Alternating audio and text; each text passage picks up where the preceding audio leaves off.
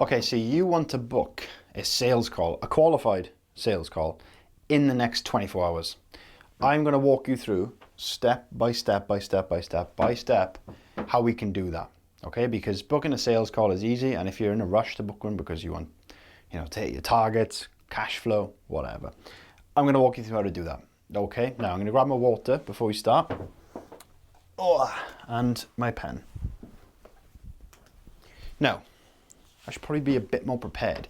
So if you want to book a sales call in the next 24 hours, you need to do the following things, right? I'm going to run you through what you don't need. I'll run you through what a lead is, because we need to realize where the leads are. I'll run you through sort of active and passive leads, what you don't need to do, and where you can actually find the leads in order to book these calls. Okay, so let's start with what you don't need. You do not need a fancy funnel. You don't need a complex script, and you don't need magnetic marketing. Okay. Now, a lot of people tend to, avoid sales. They tend to avoid like actually having conversations with people because they feel like they need to attract people or people should come to them. I agree. Like I'm all for that sort of stuff. But the reason that you do all of these things is because you want sales, right? You want to create content to get sales. You want to have a funnel that generates leads to get sales. You want to have magnetic marketing and marketing in a way that creates inbound leads so you can have sales. It all leads back to wanting more sales and wanting to get more people into the DMs onto a sales call and as clients. So firstly, that's what you don't need, okay? You don't need like these complex systems. You don't need these 63-step funnel systems.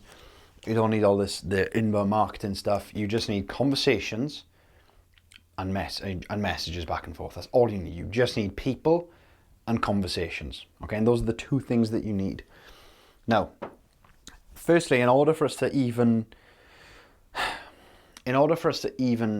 book a sales call, we need to identify and pick out where our leads are and what our best leads are, which I'm going to do here. I'm going to run you through the prospect thermometer, which is something that I teach inside my academy.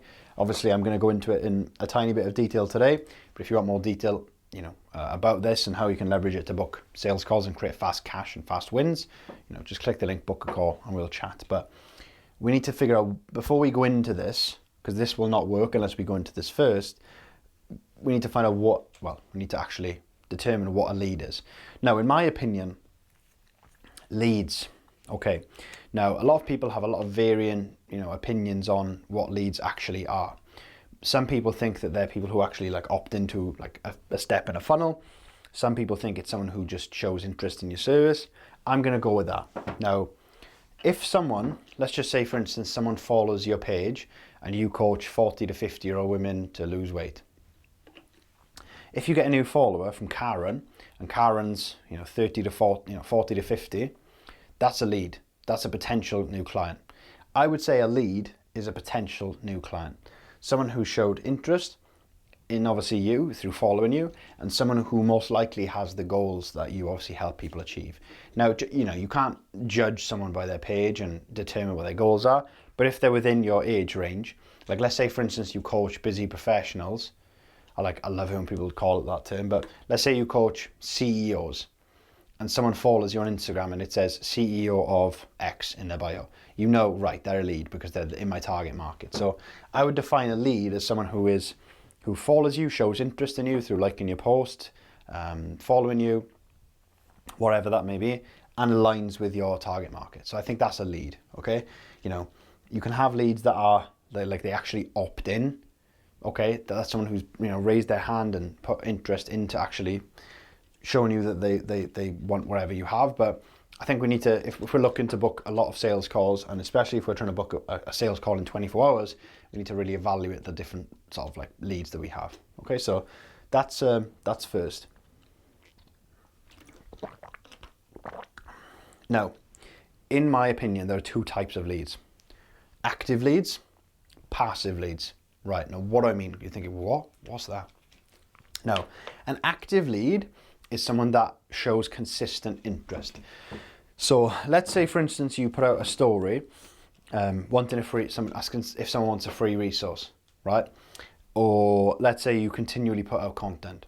Someone who is consistently liking that piece of content, or consistently, interacting with your stories, consistently liking your content, that person's active because they're actively showing interest in what you do every single time.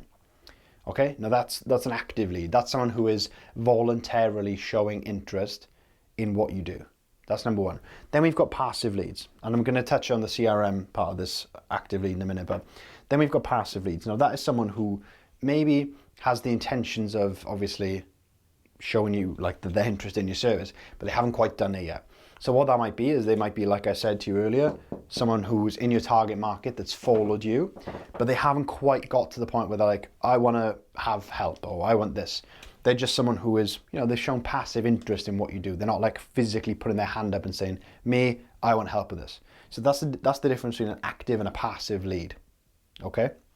Now, I want to touch on CRMs, because if you're not using a CRM, if you're not using some form of lead tracker, whether that's Trello, Go High Level, I'm trying to think if there's any more.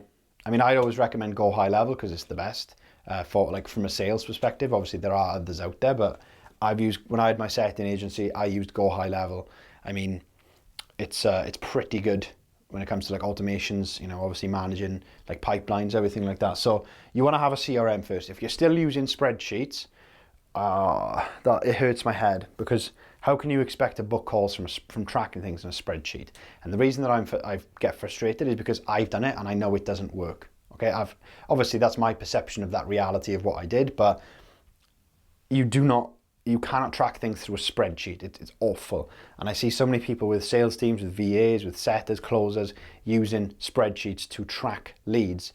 And it's awful. So get a CRM, invest in one if you need to get one through someone else. If you need to get one through like white labeling it yourself and purchasing that, you can do that. I mean, if you want a white label, Go High Level, you can find them pretty easily. You can buy them off people.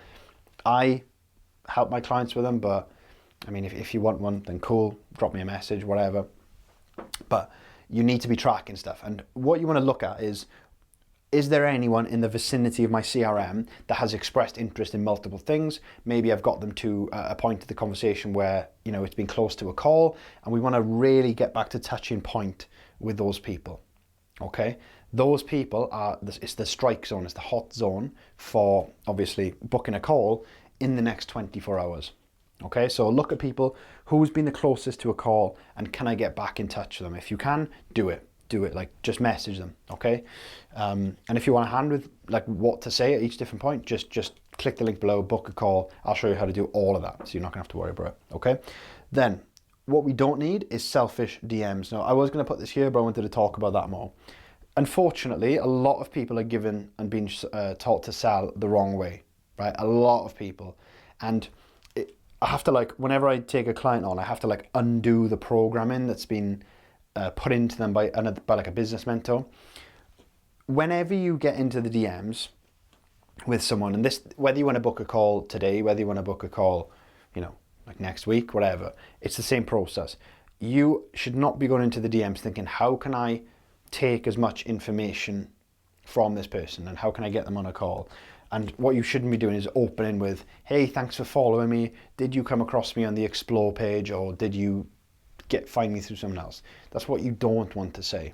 Okay, obviously, if you want help with new follower messages, I've said this, you can book a call, whatever. But that's what you don't want to do. And what you also don't want to do is make the whole conversation about you. Okay, don't talk about your service. Don't talk about your coaching program. Talk to them about them. Okay? Talk to them about their problems, their struggles, how you can help them, and what you can do to aid that person's life. That's what you want to do. And a lot of coaches, unfortunately, get taught to sell in such a scripted way. There's just no conversation. There's no conversation. It just feels like a police interrogation room. And then it's, do you want to get on a call?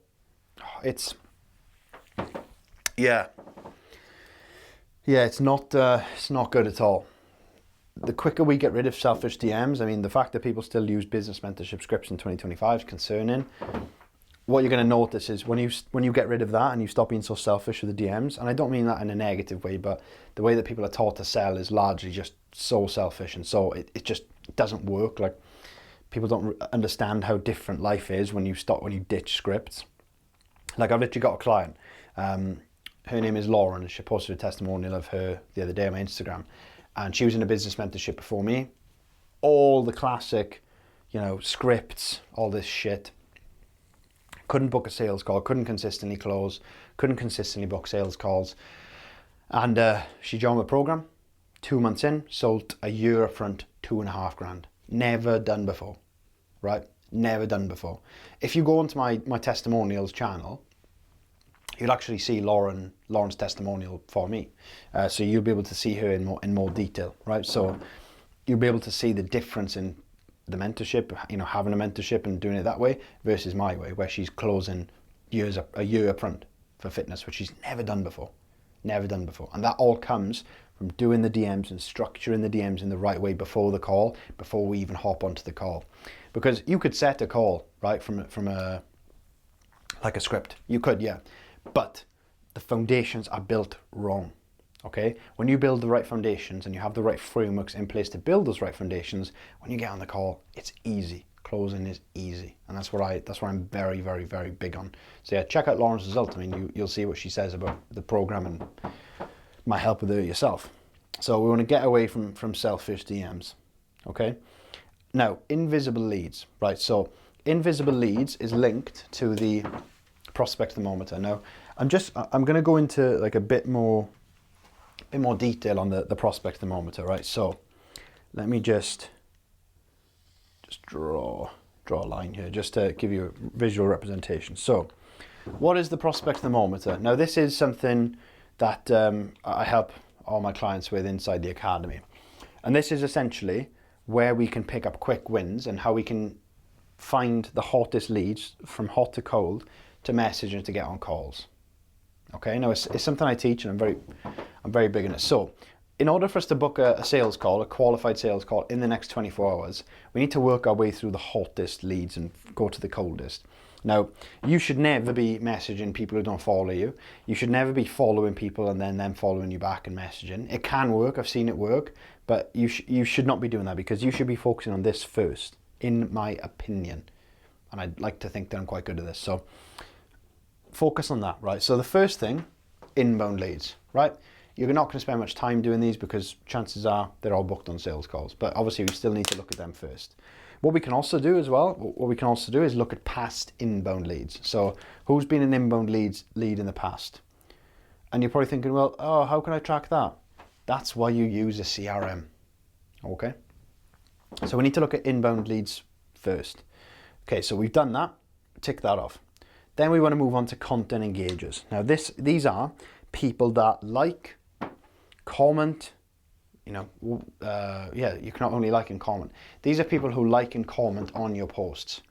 These people are showing active, intentional active interest in what you do. So these people need to be messaged. Okay, so that's that. People who like your reels, people who comment on your reels, people who comment for a resource, people who comment on something where you've told them comment down below. These people need to be messaged. Okay, that is how you're going to get a sales call booked in the next 24 hours. So let's say we do that, right? Cool. Then we want to move on to story interactors. Now these are people who liked your polls, interacted with your polls, tapped your button. Obviously we've got soft polls and hard polls, which I'm going to go over in a minute because that's how you can use story funnels, but I'll go over that in a minute. So we want to attack the people. When I say attack, I don't mean maliciously. We want to attack the people that have interacted with your stories. Okay, they are third or fourth. Then we want to move on to people who have opted into your ads. Now, I'm not an ad expert, so I'm not really going to go into too much detail on this, but the level of warmth of this prospect is very dependent on what the ad is. Right now, I don't want to get into it because I can't really comment on ads because I'm not an expert. But from a sales perspective, if you're running like a direct like application link to book a call ad, they're going to be warm. But if you're running an ad, let's say you're running like a new follower or lead ad where the traffic comes from the ad to a post, and the post is for a free resource, those leads are colder because obviously they're just commenting, and that's obviously where we want to, you know, message them. So yeah, then we go to opt-ins from the ad. Okay, now the difference between, I'd probably say the line, there's a line here and there's a line here. Okay, so these people here are already inside your world. Okay, that means that they've had some they've had a opportunity, kind of speak, to be nurtured through your content. Okay, these people have been in your world for a while. Okay, and they've had some opportunity to be nurtured. These two people here, so the new ad opt-ins and the new followers, not in your world yet. They haven't been nurtured over time through your content, so they're not going to be as warm. Now, someone following you, a new follower, is a very good sign, because it is quite an intentional act to just follow someone, right? I mean, I'd like to think that you don't go around following people on social media just for the laugh. I'm assuming you follow them because you have interest in their page, right? Or at least I hope so. So these two groups of people have not had a chance to be nurtured yet, right? Now, with that in mind, some of the quickest sales calls that I've ever booked have been through new followers, right? So if you're not turning new followers into calls relatively quickly, something needs to change in your processes, okay? So obviously once we've done the ad opt-ins, we move into new followers. Now, the coldest leads are followers, okay? And past leads. Now, the reason that these are the coldest can depend. So let's say for instance, someone's followed you. They're going to have some level of warmth, but let's say, for instance, you've got a follower who you've never spoke to and you just never messaged them. They're going to be a lot colder because they've just followed you, you know, for a while. They've had no interaction with you. They don't really, you know, they know who you are, but they don't like you or trust you probably. They just maybe haven't unfollowed you, okay? So they can be quite cold. And obviously, if you've never spoke to them, you haven't done the discovery and the necessary stages that obviously I've been over about 1 million times to get them booked onto a sales call. Okay? Now, then we move on to past leads. Now, what do I mean by past leads? People who you've messaged before, conversation has died out, you know, they probably forgot about you for a while. So these two are the coldest. Now, they're not cold. They're not like stone cold, like, you know, cold turkey, like dead cold traffic. They're not. They're relatively warm. But if we're looking at actual how to get a call booked today in the next 24 hours, we need to look at the hottest strike zone, which is here. Okay. Now, there are specific messages that you can send to all of these people in order to get them onto a call, and there's a very specific way that you can structure a message and leverage soft polls and hard polls in order to get that conversation started and to get that turned into an actual sales call. I mean, if you want to learn sort of more about the specifics of how to leverage every single type of lead here to get them onto a sales call, you can book a call with me down below, and I'll go over this into a lot more detail, like obviously inside my program. But just to recap, you don't need fancy funnels, you don't need complex scripts, and you don't need magnetic marketing. You just need a conversation and a person. You need messages and a person on the other end to message back. First, what is a lead? Someone who has shown interest that lines up with your niche, because they probably have similar goals if they're that type of person.